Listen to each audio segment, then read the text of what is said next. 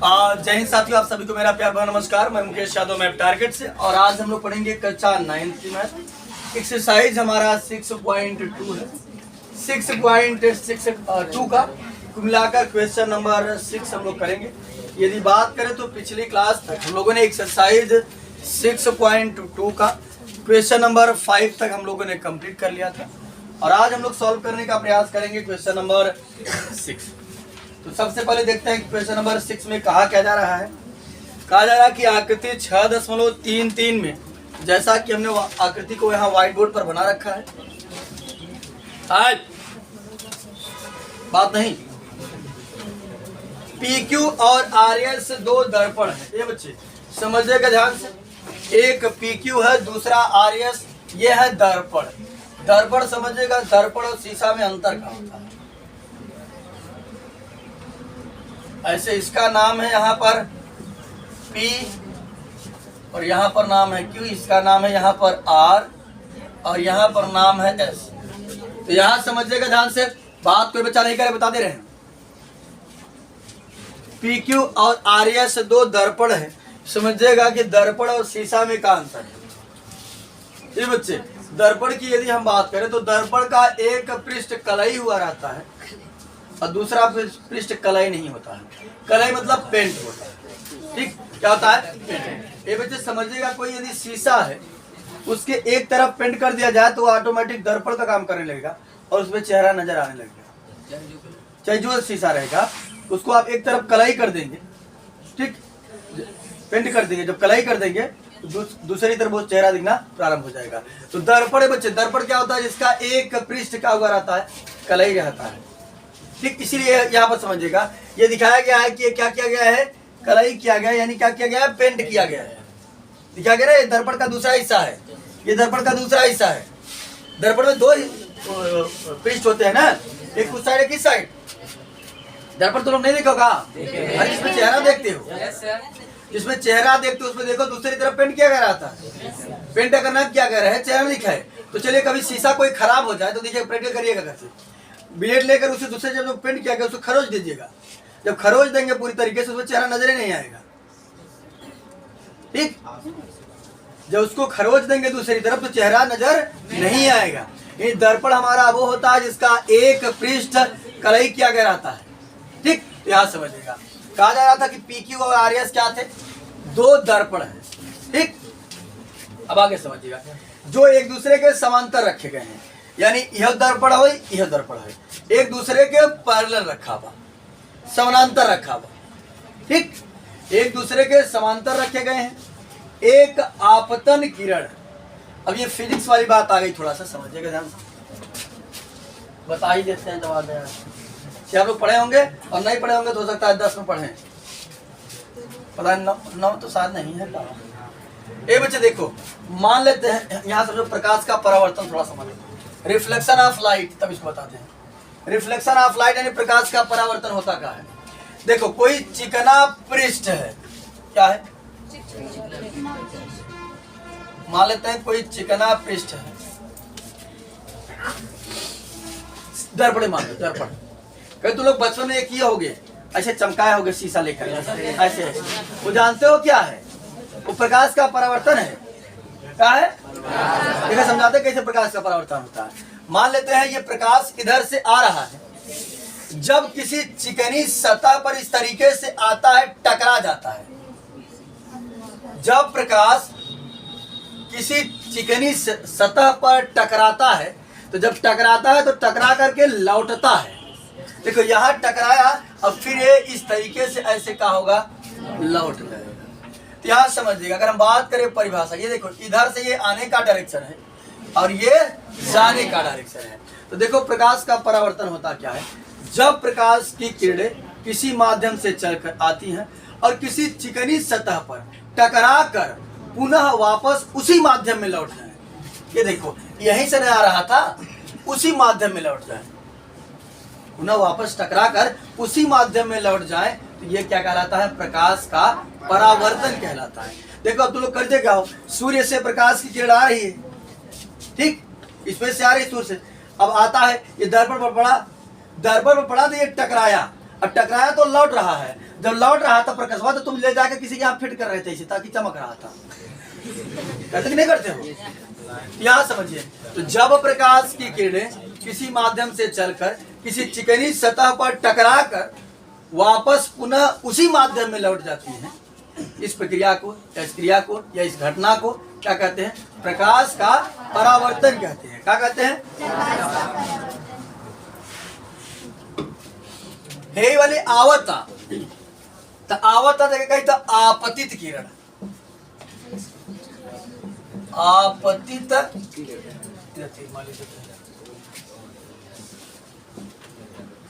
आपतित किरण। ये जो बता रहे हैं चैप्टर क्लास 10th का चैप्टर फिजिक्स का चैप्टर फर्स्ट ही है, फिजिक्स का पहला पार्ट है कक्षा 10 का। समझ लो, यहाँ समझ रहोगे तो अगले वर्ष तुमको साइंस मदद करेगा। ये पूरा चैप्टर में एक है जो हम बता रहे हैं, प्रकाश का परावर्तन, रिफ्लेक्शन ऑफ लाइट, याद रखिएगा फिजिक्स का। ये आवता था कि आपतित किरण कही थे, और ये परिवर्तित हो के जाता देखिए परावर्तित किरण कही थे, परावर्तित किरण कही थे। अंग्रेजी में कहा जाता है रिफ्लेक्टेड रे। एक इंसिडेंट रे कहा जाता है और एक रिफ्लेक्टेड रे कहा जाता है। ये बच्चे ये तो आवता था आपतित किरण, परावर्तित हो जाता था परावर्तित किरण। यहाँ ये बीचों बीच होता है, इस तरीके से हम लाइन खींच दें। अगर बीचों बीच हम लाइन खींच लें, इस लाइन को कहा जाता है नॉर्मल। अंग्रेजी में कहा जाता है नॉर्मल, और हिंदी में कहा जाता है अभिलंब।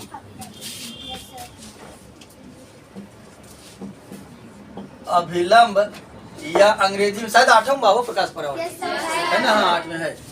तो अभिलंब, ठीक, अभिलंब कहा जाता है या एक नॉर्मल कहा जाता है। यहाँ समझो ध्यान से, इसी पर बेस्ड है ये क्वेश्चन। अभी ये समझ में आया तभी वो समझ में आएगा, इसलिए इसको बता रहे हैं। इसका बताने का पर्पज हमारा ये क्वेश्चन है, ये फिजिक्स से रिलेट करके दे दिया गया है, तो परिभाषा पता होना चाहिए। यहाँ जो किरण आती है तो आपतित किरण, लौट कर जाती है तो परावर्तित किरण, और ये हमारा होता है अभिलंब। ये बच्चे समझिएगा ध्यान से। अब ना ए है यूं कुछ कोण बनता, यूं कुछ कोण बनता,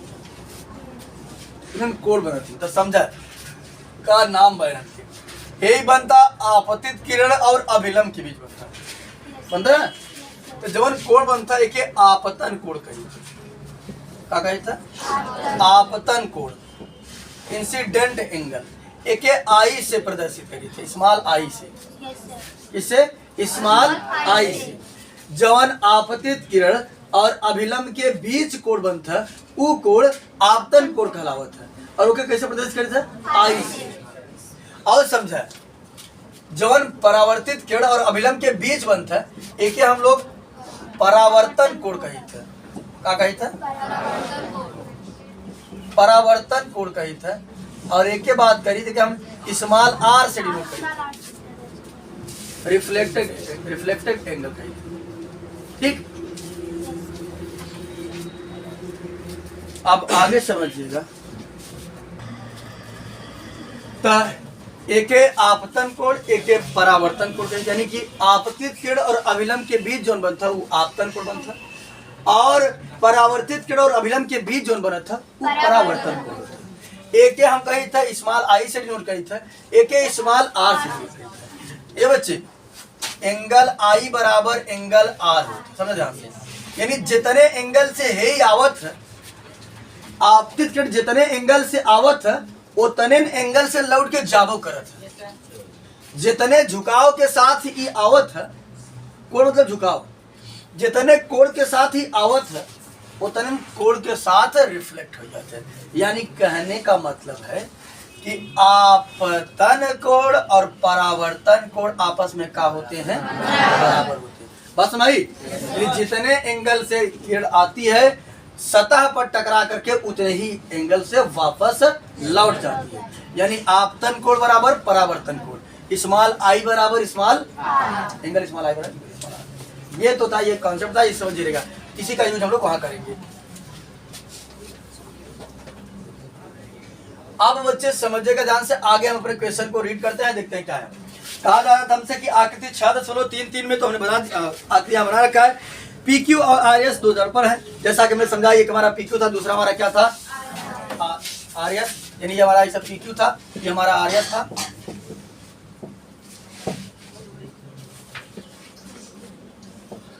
और ये हमारा RS था। तो PQ और RS दो दर्पण हैं जो एक दूसरे के समांतर रखे गए हैं। एक आपतन किरण, अभी मैंने बताया जो आती है उसे क्या कहते हैं, आपतन लिखे, आपतित किरण, आपतित किरण, आपतन किरण। एक आपतन किरण इंसिडेंट रे अंग्रेजी में बतावा है। AB दर्पण PQ से B पर टकराती है। देखो एक किरण इस तरीके से आ रही है तो क्या कहलाएगी, आपतित किरण। एकर नाम बा हिया दिहे बा A, हिया दिहे बा B। कहा था जौन है AB आपतित किरण बा वो PQ पर B से टकराता। कहाँ टकराता, B से, या B पर टकराता ना, PQ वाली रेखा पर कहाँ टकराता, B पर, वहां समझिएगा। कराए एक आपतन किरण AB, आपतन किरण होकर का नाम बा AB। एक आपतन किरण AB दर्पण PQ से B पर टकराती है। कहाँ टकराती है, B पर टकराती है। और परावर्तित किरण पथ BC पर, अभी बता दें, आप समझिएगा। ये इधर से गई, यहाँ टकराई, टकरा करके रिफ्लेक्ट हुई, रिफ्लेक्ट हुई थी, ये इधर आ रही है। तो ये देखो, ये जाने का डायरेक्शन और ये रिफ्लेक्ट, यानी कि ये इधर से जा रही इधर, लेकिन ये देखो टकरा कर इधर जा रही है, डायरेक्शन बता रहा है। तो करा कि परावर्तित है, जब यहाँ टकरा था तो टकराए के परावर्तित होता है। जब परावर्तित हो जाता है, पहले रखिए हम और शीशा रखे है, देखिए और दर्पण रखे है। तो जब यहाँ से टकरा था ना, जाके है RS पर टकरा था, मतलब यहाँ से परावर्तित होता है, जाके कहाँ टकरा था, RS। अब RS पर कहाँ टकरा था, वो का नाम दिए बा, कहाँ, C पर। जब यहाँ टकरा था तो फिर यहाँ से रिफ्लेक्ट होता है। जब यहाँ से रिफ्लेक्ट होता है या ऐसे जाता है, एक नाम बा CD, का नाम बा इस तरीके से CD नाम का वही करा। यहाँ समझिए, देखो दर्पण PQ से करा कि एक आपतन किरण AB दर्पण PQ से B पर टकराती है, जैसा कि हमने आपको दिखाया। और परावर्तित किरण पथ BC पर चलकर, कहाँ चलकर, पथ BC, पथ मतलब रास्ता, BC, ABC रास्ता जाता ना आदि, पथ BC पर चलकर दर्पण RS से, ये देखो दर्पण RS से कहाँ टकराती है, C पर टकराती है तथा पुनः CD के अनुदिश परावर्तित हो जाती है। पुनः है या CD रेखा इधर परावर्तित हो जाता है। ठीक, अंजलि का नाम आयुष सिस्टर का करते हो, हाँ समझ पाते हो। तथा पुनः CD के अनुदिश परावर्तित हो जाती है, तो सिद्ध कीजिए कि AB समांतर CD। ये बच्चे कुल मिला करके इतना कहने के बाद हमें सिद्ध करना है कि जवन है AB बा इस CD के का बा, समांतर बा। जब समांतर के बात आवत है, अक्सर करके हमारे जहन में एक ही बात आता है कि यदि मैं एकांतर कोण दिखा दूं तो समांतर हो जाएगा। क्यों? क्योंकि हम जानते हैं एकांतर कोण तब बनता है जब दो समांतर रेखाओं को एक तिर्यक रेखा। तो यहाँ समझिएगा, अगर मैं बात करूं थोड़े समय के लिए इनको मिटा देता हूं ताकि आपको आकृति अच्छे से समझ में आए। ये बच्चे समझिएगा ध्यान से, यही ना कर रहा है, करा इरा AB इरा CD, कहा था दिखावा कि AB जोन बा CD के का बा, समांतर बा, का बा, समांतर। यानी कुल मिला के अगर हम यहाँ अगर एक मिलाओ तो तिर्यक रेखा काम करता है ना। जब तिर्यक रेखा के काम करता, एक मतलब अगर ई वाला कोण और ई वाला कोण हम एकांतर दिखाई दी, आसानी से हमारा सिद्ध हो जाएगा कि ये रेखा आपस में क्या है, समांतर है, बराबर है, समांतर। बराबर और समांतर बहुत अंतर होता है।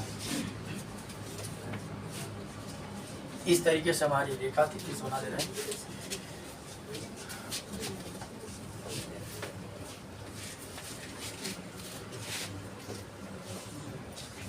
अगर हम बात करें तो ये हमारा था P और ये था Q, यहाँ R, यहाँ S। एक किरण इस तरीके से A भी जा रही है, यहाँ इसका नाम A, यहाँ इसका नाम B, पथ BC पर आती है, टकरा करके इस तरीके से वापस लौट जाती है।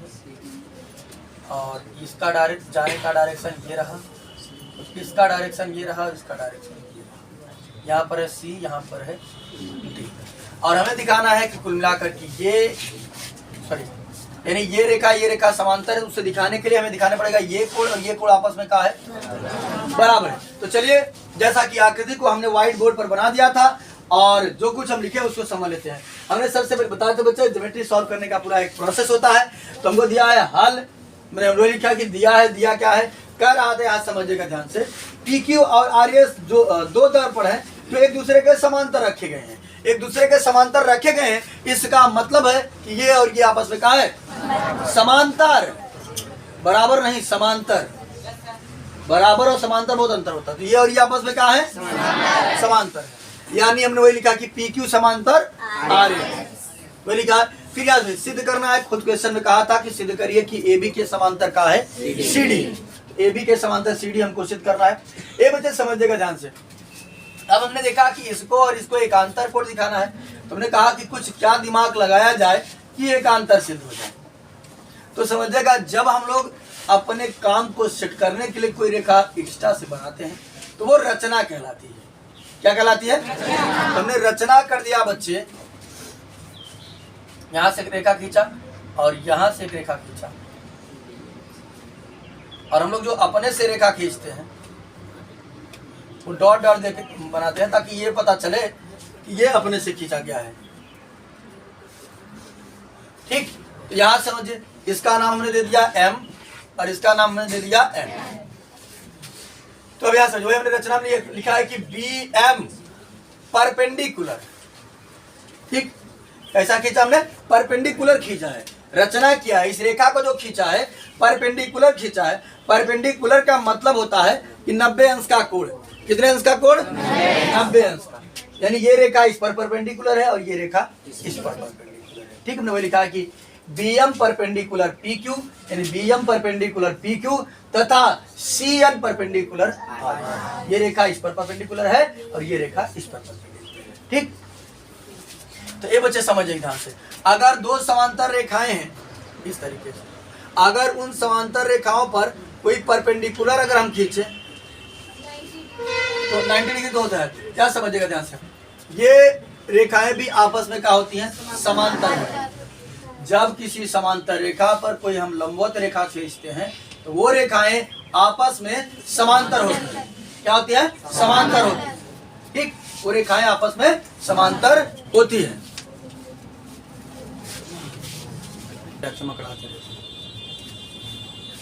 तो यहां समझिए बच्चे, अगर कोई समांतर रेखाएं हैं उस पर कोई अगर हम लंबवत रेखा खींचते हैं तो वो रेखाएं भी आपस में क्या होती हैं, समांतर। यहां लिखेंगे हम BM समांतर CN।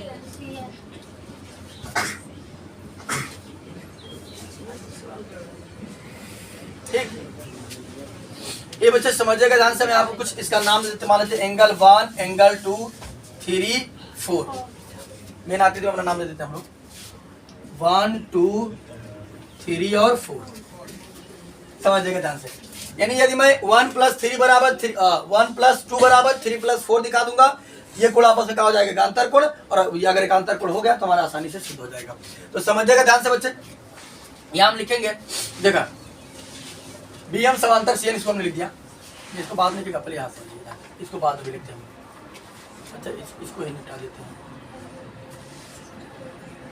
तब आगे बढ़ते हैं। BM समांतर CN। ये बच्चे समझो ध्यान से, हमने बताया कि BM समांतर का है, CN इस तरीके से है। देखो ये हमारा रहा, कहाँ गया, ये रहा B, ये रहा M और C और N। इसको यहाँ से हम मिला दे रहे हैं। समझिएगा ध्यान से, यहाँ पर लिखा है बच्चे कुल मिलाकर के हमारा 2 और यहाँ पर लिखा गया है 3। लिखा नहीं दिखाइए, देखो अगर बात करें हम, ये देखो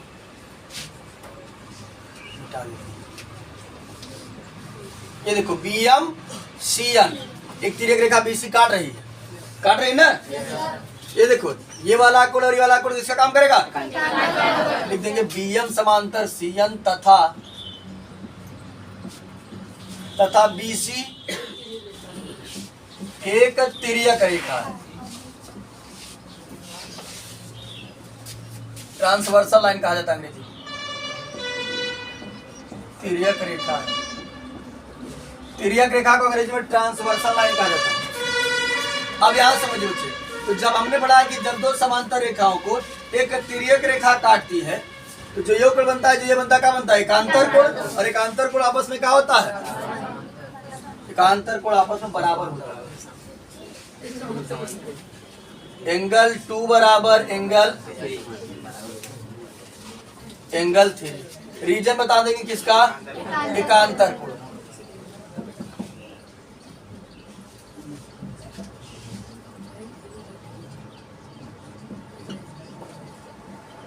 एकांतर। अब आगे समझिएगा बच्चे ध्यान से, ये तो हमारा हो गया, इसको मानना चाहिए तो मान लीजिए क्वेश्चन फर्स्ट। अभी हम जब इसका वो बता रहे थे, प्रकाश का परावर्तन भी आपको हमने समझाया ना, बताया था बच्चे प्रकाश के परावर्तन में कि कोई किरण जितने एंगल के साथ आती है उतने एंगल के साथ वापस भी लौट जाती है। यहाँ समझिएगा, ये एंगल 1 है, ये एंगल 2 मैंने बताया था ना, यानी ये आपतन कोण है और ये परावर्तन कोण, ये अभिलंब काम कर रहा है ना हमारा, ये और ये आपस में क्या होगा, बराबर होगा। यानी एंगल 1 बराबर एंगल 2।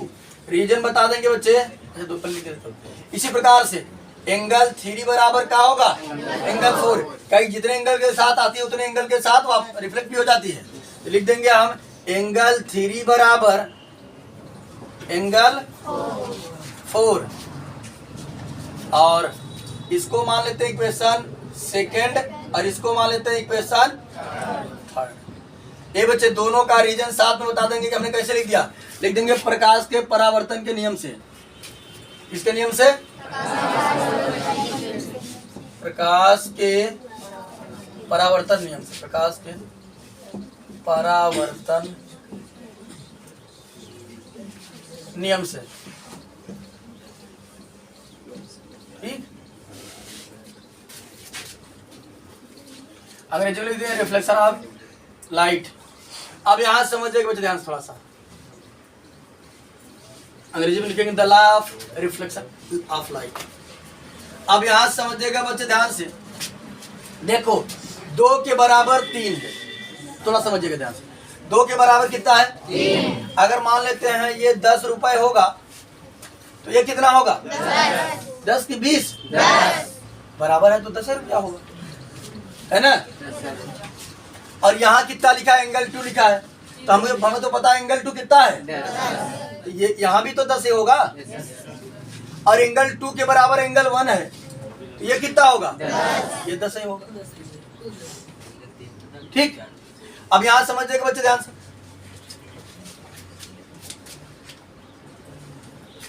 तो यहाँ लिखा था एंगल 3 10, यहाँ का लिखा है एंगल 3, ये भी कितना हो जाएगा 10, ये इसके बराबर कितना हो जाएगा। यानी कुल मिलाकर हमने एक एग्जांपल के माध्यम से लेकर के देखा कि ये चारों के चारों आपस में क्या है, बराबर है। ये देखो 2 के बराबर 3 है, 2 के बराबर 3 है, और फिर 3 के बराबर क्या है, 4, तो मतलब 2 बराबर 4 हो जाएगा, और 1 के बराबर 2 तो है ही। तो कुल मिलाकर ये आपस में 1 2 3 4 सब आपस में क्या है, बराबर है। हमने एक एग्जांपल के माध्यम से लेकर समझा कि मान लेते हैं अगर किसी भी एक को हम मान लिए, इसको मान लिया, हमने कितना मान लिया, 5 मान लिया, ये 5 है तो ये भी 5 रहेगा, यहाँ 3 लिखा तो ये भी 5 रहेगा, तो 4 भी 5 होगा, 2 लिखा है ये 5 है तो ये भी 5, यानी कुल मिलाकर के चारों के चारों आपस में क्या है, बराबर। एक एग्जांपल यहाँ लिखेंगे, समीकरण 1 2 और 3 से तुमने देखा समीकरण 1 2 और 3 से ये पता चला कि ये आपस में चारों के चारों का है बराबर, यानी एंगल 1 बराबर एंगल 2 बराबर एंगल 3 बराबर एंगल 4। ठीक, तो अब समझिएगा बच्चे ध्यान से, हमने ऐसे बनाया था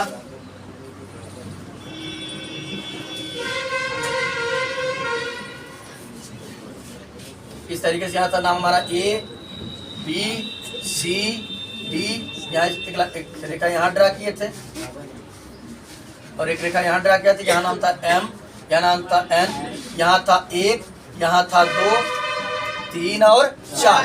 तो ये बच्चे समझेगा अगर ई जितने अंश के बा वो इतने अंश के बाटे। मान ला ई 10 बा ई 10 बा तो 10 + 10 20 और इन्हें कुल आपस में बराबर ही है, ये 10 ही है, ये 10 + 10 20 यानी एक और एक जोड़ब जितना आए एक और एक जोड़ब उतना ही आए। कुछ हो रहा है कहीं चारों चार बराबर है ना आपस में, तो लिख देंगे हम एंगल 1 प्लस एंगल 2 बराबर एंगल 3 प्लस एंगल 4।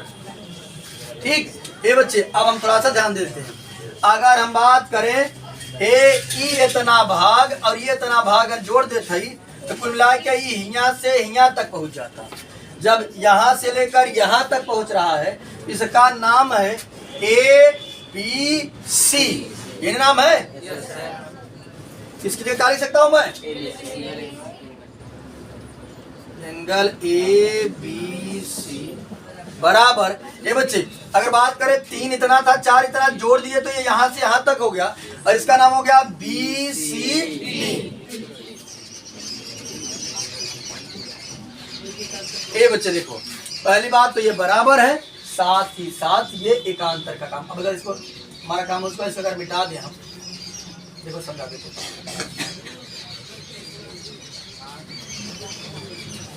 देखो ये तो हमने पहले बता दिया, ये और ये समांतर है, ये लिखे ना कहा गया। अच्छा ये तो सिर्फ करना था हमको ना, क्या समझिएगा। दो रेखाओं की तीसरी तिर्यक रेखा काट रही है, दो रेखाओं को एक तीसरी रेखा काट रही है, साथ ही साथ ये कोण और ये कोण आपस में क्या है, बराबर है। तो जब ये और ये कोण बराबर है साथ ही साथ ये एकांतर काम कर रहा है, एकांतर है, एकांतर कोण का काम कर रहा है। तो जब कोण बराबर हो और एकांतर कोण बने ये तभी संभव हो पाता है जब ये रेखा और ये रेखा का हो समांतर। अगर ये रेखा समांतर नहीं होगी तो एकांतर कोण बन नहीं। लिखेंगे एंगल ए बी सी तथा एंगल बी सी डी एकांतर कोण है, एकांतर कोण है।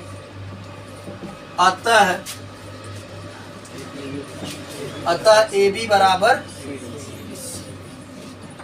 ये हमको प्रूव करना था तो हम लोगों ने सिद्ध कर दिया।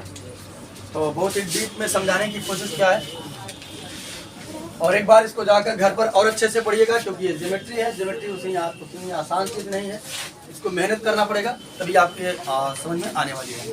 तो इस वीडियो में इतना ही, बाकी मिलते हैं नेक्स्ट वीडियो में, तब तक के लिए जय हिंद।